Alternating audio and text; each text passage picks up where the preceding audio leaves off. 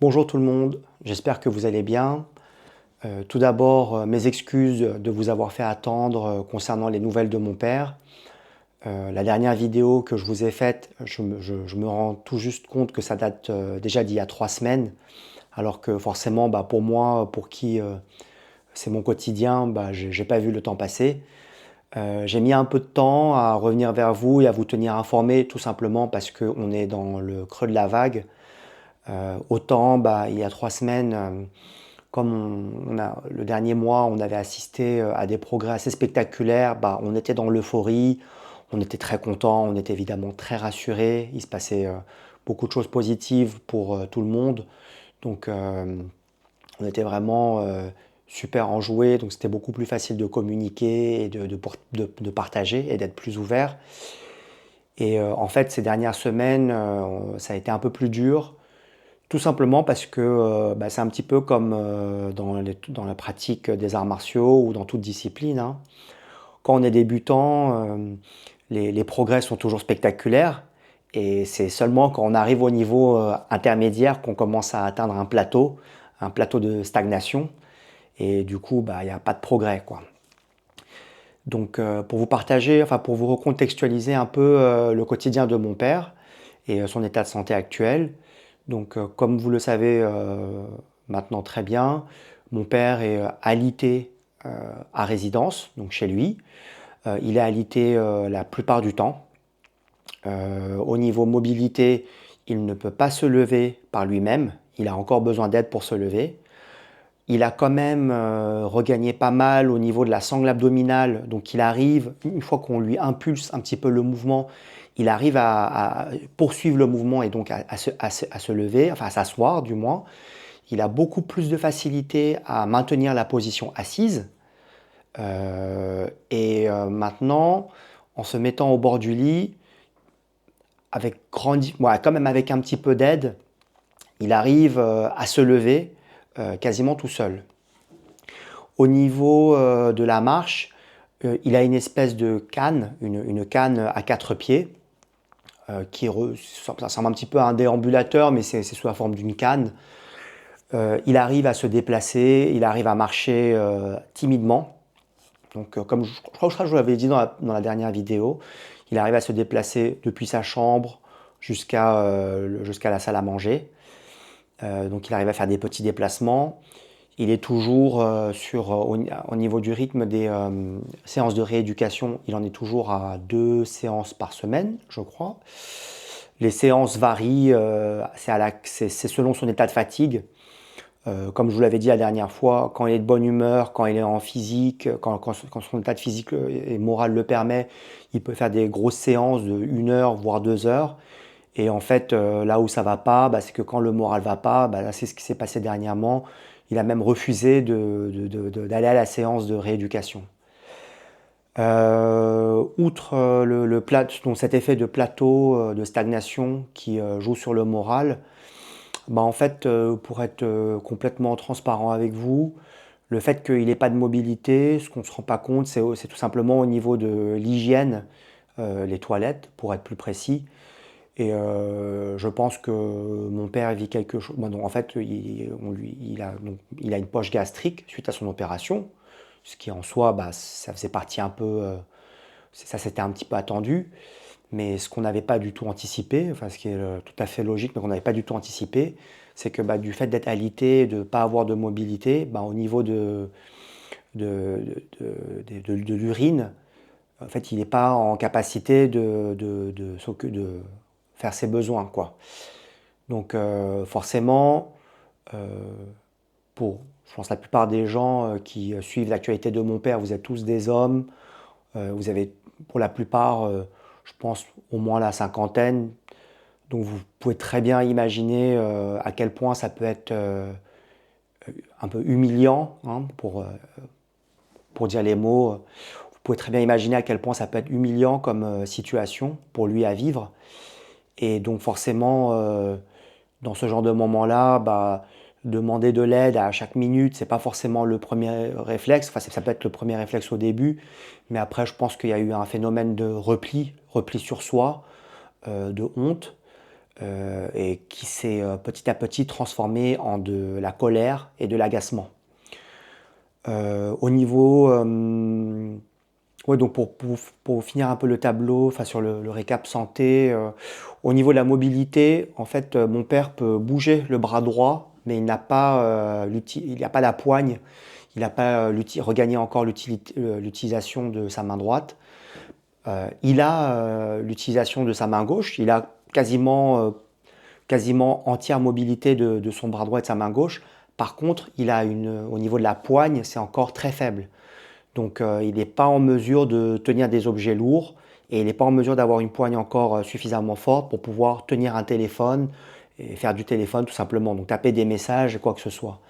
Il est capable de se nourrir difficilement, mais voilà, c'est là où il en est. Bah, au niveau de son quotidien, c'est très très simple, hein. Il reste alité à longueur de journée. Il se réveille, pour vous dire les choses un peu crûment, bah, il se réveille le matin dans son urine, ce qui n'aide vraiment pas au moral. Donc ma mère, au quotidien, c'est ma mère et ma sœur qui sont auprès de lui. Donc c'est ma mère qui s'occupe de le changer. Euh, Ma mère étant malade aussi, bah, elle est très amoindrie également. Ma mère s'occupe de tout ce qui est repas, etc. Quant à ma sœur, bah, elle s'occupe de un peu plus ce qui est secondaire, donc le nourrir, l'habiller un petit peu, et puis surtout l'emmener aux séances de rééducation et l'emmener au rendez-vous médecin et s'occuper de tout ce qui est administratif. Donc voilà, pour repartir sur le contexte, bah, imaginez-vous le matin, vous vous levez dans votre urine, vous n'avez pas, c'est assez humiliant et tout, donc il y a de l'agacement, il y a de la colère, il y a de la honte, mêlé de tout ça qui fait que bah, ça donne lieu à des clashs au quotidien. Euh, Là, aux dernières nouvelles, c'est que ma mère, elle a été réhospitalisée la semaine dernière parce qu'elle a eu un petit peu bah, des complications sur son traitement. Au niveau du moral, bah, ma mère le prend un peu avec philosophie en se disant, enfin, elle se rend compte à quel point elle avait besoin de repos. Bah, elle aussi, elle est très malade, hein, elle est stade 4. Elle est en train de terminer, elle en est à sa 11e séance de chimiothérapie. Donc forcément, et elle ne s'est pas ménagée du tout hein, pour pouvoir s'occuper de mon père. Vraiment, elle se pousse dans ses retranchements. Donc elle profite d'être hospitalisée pour pouvoir se reposer. Donc j'ai été la voir cet après-midi, enfin j'étais avec mon père et puis avec ma mère, enfin séparément. Donc j'ai été voir ma mère plusieurs fois depuis qu'elle est hospitalisée, puis je suis allé voir mon père également. Donc au niveau de ma mère, forcément, bah, elle, elle se rend compte à quel point elle était fatiguée, donc elle en profite pour se reposer, comme elle dit. Donc moralement, elle le vit pas si mal, mais ça lui permet aussi de prendre un peu de recul. Ça nous a permis un peu de discuter de son niveau d'engagement et de responsabilité vis-à-vis de mon père. Très concrètement, je lui ai demandé de prendre conscience en fait de sa situation et j'ai utilisé l'image du masque à oxygène dans l'avion. Vous savez, quand on voit les consignes de sécurité dans l'avion, on dit toujours mettez le masque sur vous-même avant de pouvoir aider les autres. Donc j'ai expliqué que au vu de ça, c'était amplement normal qu'elle pense à prendre soin d'elle avant de se sacrifier et de se donner entièrement pour mon père. Donc on a parlé de ça. Pour mon père, lorsque j'ai réalisé un peu l'ampleur, enfin l'impact, enfin au niveau de la couche et tout ça, bah forcément vu que c'est plutôt ma mère et ma sœur qui sont au quotidien, je savais pas, tout simplement. Enfin c'est bête, mais vraiment je savais pas. Et donc comme je l'ai fait à plusieurs reprises, enfin je pensais pas que c'était si grave que ça. Mais en l'absence de ma mère, bah, j'étais plus présent un peu plus au quotidien, prenant un peu conscience de l'impact de ce truc-là. Je vais trouver un petit dispositif, une espèce comment je pourrais dire ça, une espèce de housse qui lui permet en fait enfin, Si vous voulez chercher, si par curiosité vous voulez voir un peu, chercher dans les accessoires pour les personnes du troisième âge, pour les seniors qui ont mobilité réduite, il y a un dispositif, une espèce de housse dans lequel on met son appareil et puis après l'urine passe à travers un tuyau qui va dans une poche, etc. Donc je lui ai trouvé ça. On a essayé ça aujourd'hui. Donc il y a eu un premier essai qui pour le moment est positif. Le vrai test, ça va être cette nuit, puisque en fait mon père il urine surtout la nuit. Donc on va voir comment ça va se passer cette nuit. Mais déjà, quand je lui ai installé le dispositif, mon père était vraiment, moralement, il était vraiment soulagé, quoi. Quand je l'ai changé avant-hier, je l'ai douché, puis je l'ai lavé, puis on a discuté un petit peu et tout. Donc je voyais que vraiment que ça l'affectait dans sa virilité, dans son honneur, dans son ego. Et puis du coup, quand j'ai acheté le dispositif que je lui ai amené, qu'on l'a installé aujourd'hui, il m'a dit avec grande humilité que vraiment moralement déjà ça le soulageait en fait d'avoir un espoir en fait de plus se réveiller mouillé, enfin et de moins être dépendant quoi. Donc voilà, c'est pas très folichon à ce niveau-là. Je continue à lui montrer les messages que vous m'envoyez. Parfois, quand il y a des vidéos, je lui montre les vidéos. Mais évidemment, avec un quotidien où le minimum, vous savez, les besoins vitaux ne sont pas, il n'est pas, puisque, enfin, pour dire en termes plus simples, vu qu'au niveau de son hygiène et de son autonomie, il n'est pas au top, bah en fait, effectivement, tout ce qui est taekwondo, bah, c'est un peu, c'est secondaire. Donc là, mon père, il traverse une phase qui est moralement assez difficile. Et comme je vous disais, bah, où il y a eu des clashs avec ma mère et avec ma sœur. Moi, j'essaye de faire un peu le médiateur dans tout ça et de trouver des solutions pour créer un petit peu de distance saine, parce que je pense que c'est aussi dû au fait qu'ils sont les uns sur les autres au quotidien. Donc voilà. Qu'est-ce que je peux vous dire de plus? Ah oui, donc comme je vous disais, bah, je continue quand même à lui lire les messages, à lui partager les vidéos. Enfin, mais j'essaie de faire attention, j'essaie de vraiment m'assurer que moralement il est disponible et que moralement il est ouvert en fait à avoir d'autres informations. Et quand ça va pas, bah, je ne lui partage pas forcément tout ce que vous m'envoyez. Mais quand je vois que quand je vois qu'il est un peu plus ouvert, que le moral va un peu mieux, bah, dans ces moments-là, je profite pour dégainer le téléphone, lui montrer tous les messages et lui montrer qu'il y a quand même de l'attention. Mais effectivement, je vois que par rapport au mois dernier où il y avait beaucoup d'excitation liée au premier progrès, bah là on est à la phase de stabilisation en fait, où les progrès sont moins spectaculaires, donc forcément il est un peu moins enjoué et sa tête elle est ailleurs concrètement. Mon plan d'action, notre plan d'action pour la suite. Du fait que mon père a fait la guerre du Vietnam, il y a une catégorie qui s'appelle, je ne sais plus comment je pourrais vous traduire ça en français, mais en gros c'est les vétérans de la guerre, quoi, comme un peu ils ont aux États-Unis. Donc mon père il est dans la classe des gens vétérans de guerre, enfin qui ont fait briller la nation.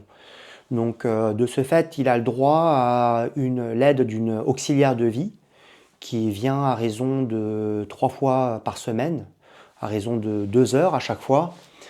Mais jusqu'à maintenant, bah, en fait, c'est ma mère qui pilotait cet auxiliaire de vie. Et cet auxiliaire de vie est censé s'occuper de tout, en fait, de tout ce qui est par rapport à mon père. Et en fait, vu que mon père, dans sa virilité, dans son ego, c'était un peu humiliant, etc.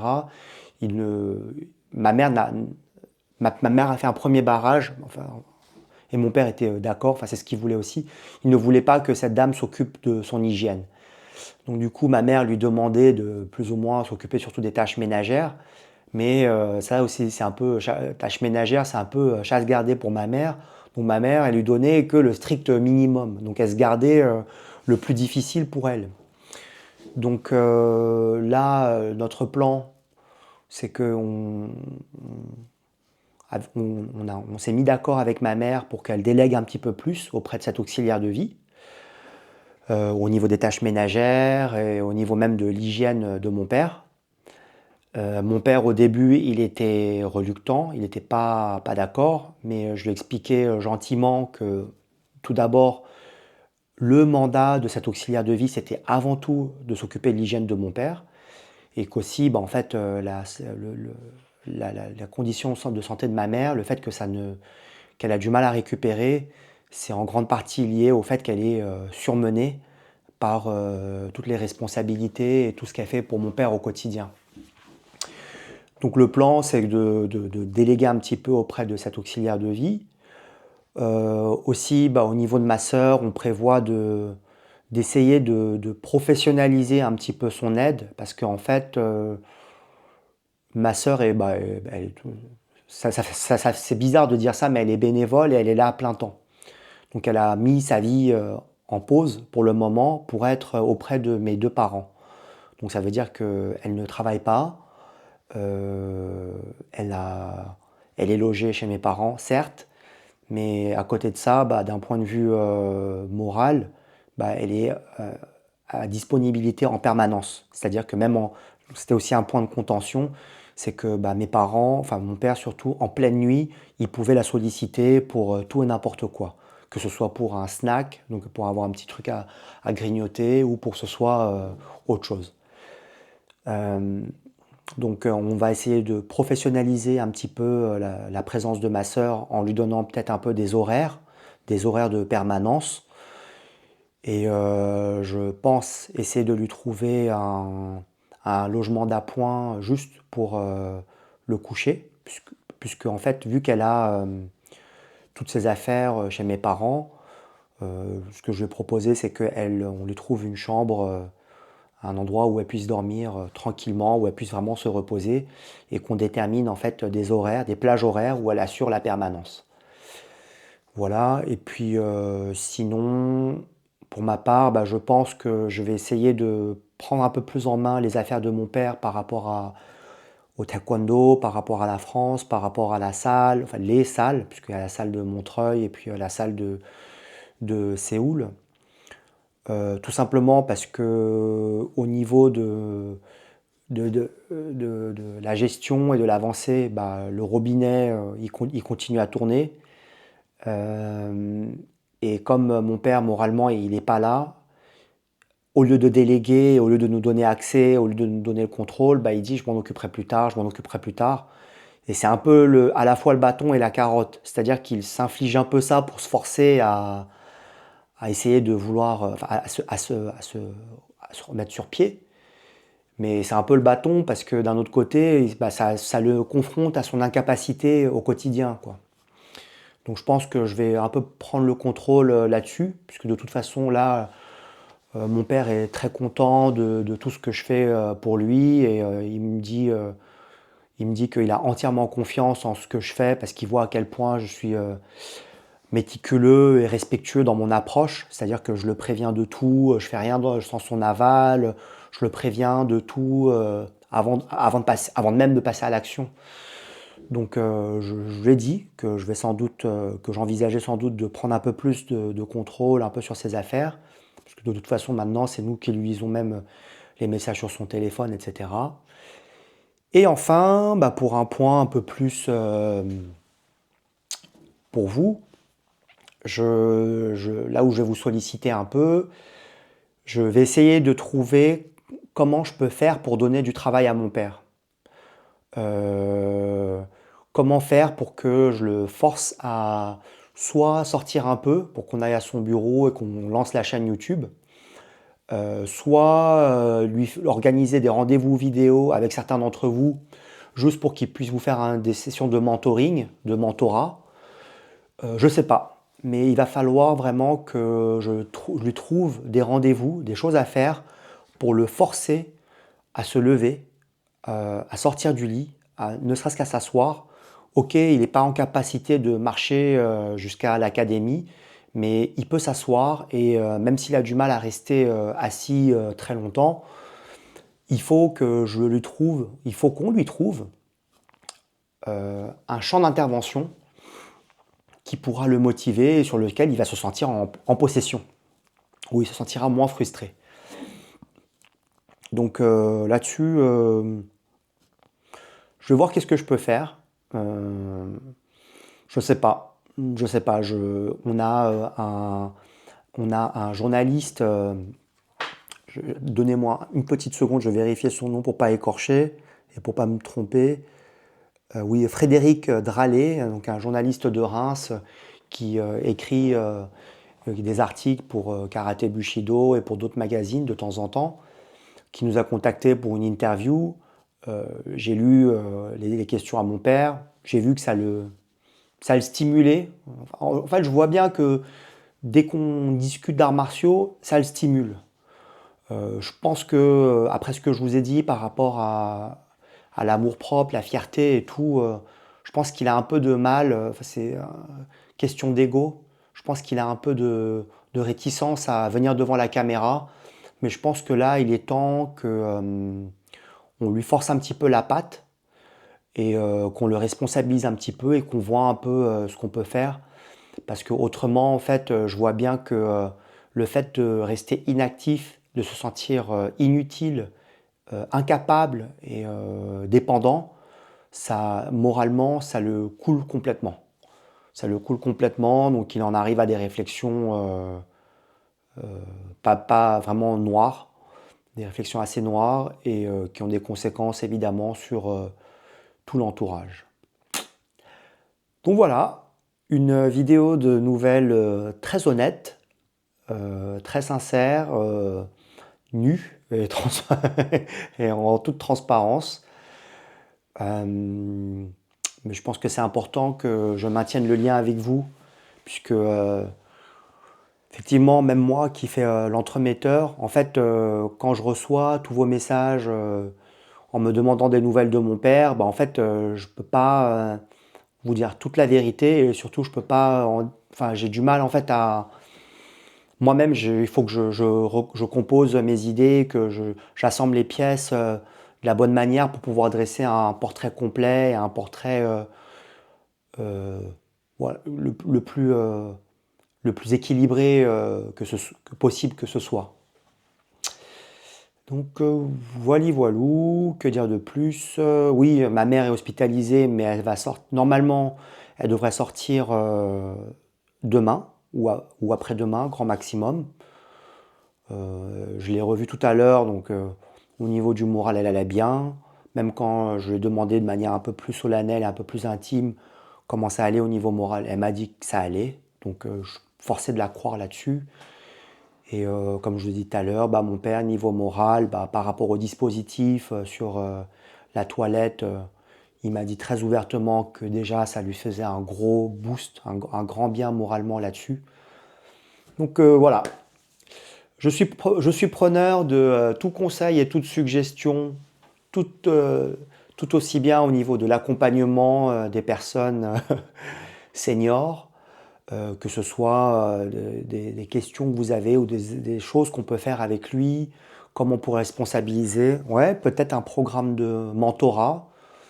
Je sais pas, je sais pas. Mentorat, je sais pas parce que j'ai pas l'impression que que mon père était le meilleur gestionnaire de club de taekwondo d'un point de vue infrastructure et management et ressources humaines. Donc je pense pas que ce soit sa plus grande force, je pense pas qu'elle soit là-dessus.